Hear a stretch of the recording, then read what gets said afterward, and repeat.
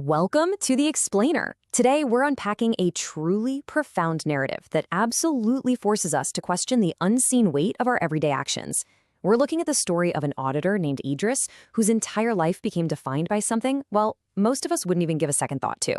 So, let's just jump right in and dig into this fascinating case study on trust, responsibility, and the massive consequences of the smallest things. Okay, let's dive into this. One single cent. $0.01. To put that into perspective, based on our source material, we're talking about the equivalent of less than 85 Bangladeshi paisa. I mean, it is physically microscopic.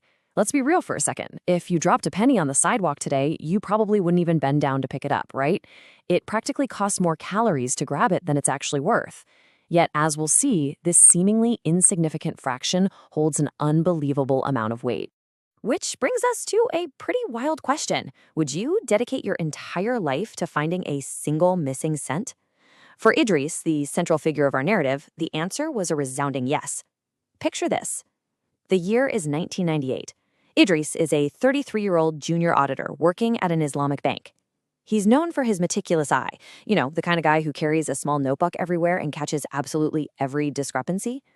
Well, one day while reviewing an account, he notices a tiny gap. Exactly 1 cent is missing from the annual report. Now, for most people, this is just a negligible rounding error. Move on, right? But for Idris, it became a life-consuming obsession. And why? Because of exactly whose account it was. You see, the missing penny didn't belong to some billionaire, and it definitely wasn't just a faceless corporate rounding error. It belonged to a Waqf account. Now, as a quick refresher, a Waqf is a charitable endowment under Islamic law, often held in trust for the most vulnerable people in society. And in this specific case, the account was a fund dedicated to an orphaned boy. Idris's coworkers literally laughed the whole thing off.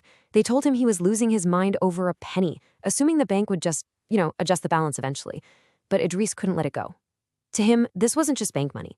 It was the sacred, fiercely protected property of an orphan. Now, what's really interesting about this is the specific theological anchor driving Idris's relentless motivation. He was driven entirely by this direct command from the Quran. Indeed, Allah commands you to render trust to whom they are due.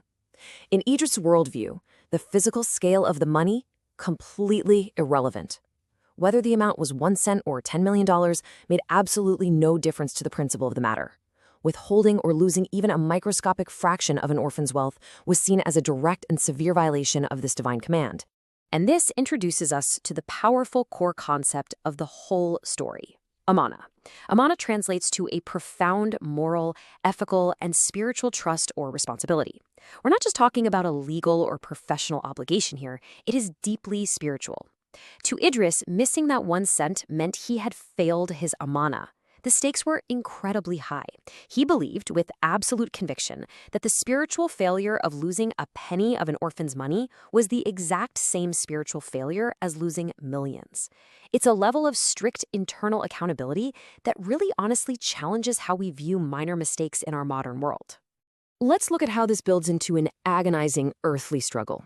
For 26 years, Idris relentlessly hunted for this missing penny. He scoured old physical files, dug through ancient server data. Even after being transferred to a completely different branch 4 years later, he just kept sending letters back to his old department. Get this. In 2005, he actually used his own personal funds to hire an external audit firm just to find that 1 cent. And despite all of this immense, decades-long effort, he failed. He never found it. So we fast forward to the year 2024, and the tone of our narrative takes a pretty somber turn here. Idris is now 59 years old, lying in a hospital bed dying from a severe brain stroke. His family is gathered around him. His son, totally bewildered by his father's lifelong obsession, tries to comfort him, saying, "Dad, Allah knows your intentions." But Idris is completely inconsolable. Through his fever and his tears, he tells his son that he is terrified of facing God, having failed his trust to the orphan. His heartbreaking final words are just striking. He says he doesn't even want salvation, he just desperately wants the burden of that 1 missing cent to be settled. And with that heavy heart, Idris passes away.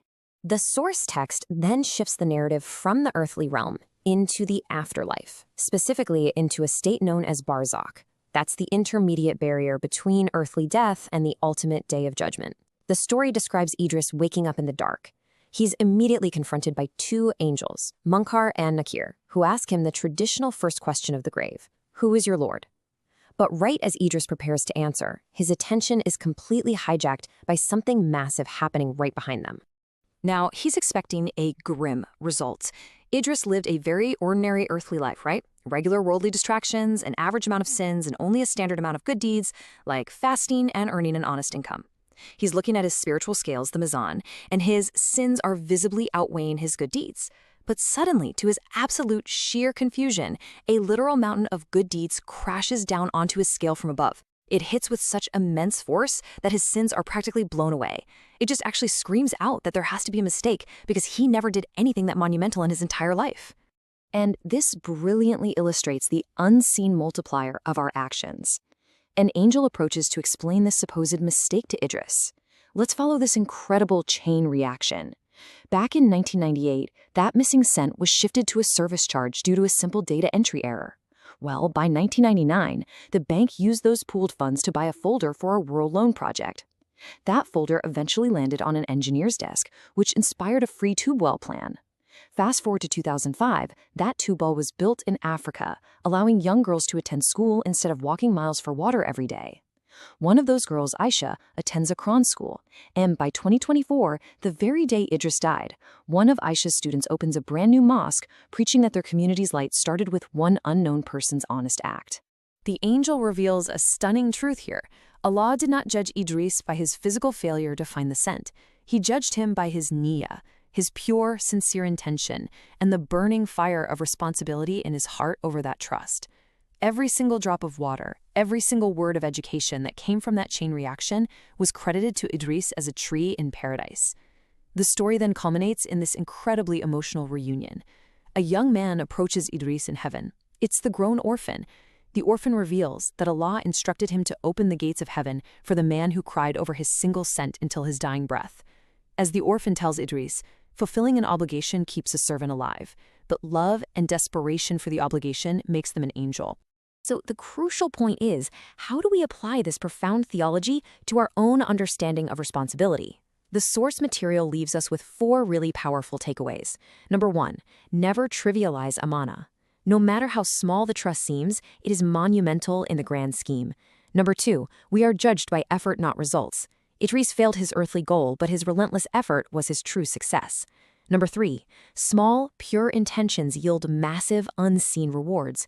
You just never know the chain reaction of your honesty.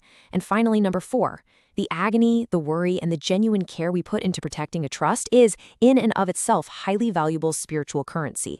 Which brings us to a deeply personal reflection to close out our explainer. Think about the responsibilities you hold in your own life right now, at work, in your family, in your community. What is the 1 cent of trust you might be overlooking today? What small obligation are you brushing off as insignificant, not realizing the massive chain reaction it could be attached to? I really hope this story challenges you to look at your everyday actions through a totally new lens of absolute accountability and care. Thank you so much for joining me as we unpack this powerful narrative, and I highly encourage you to take a moment today to reflect on what your 1 cent might be.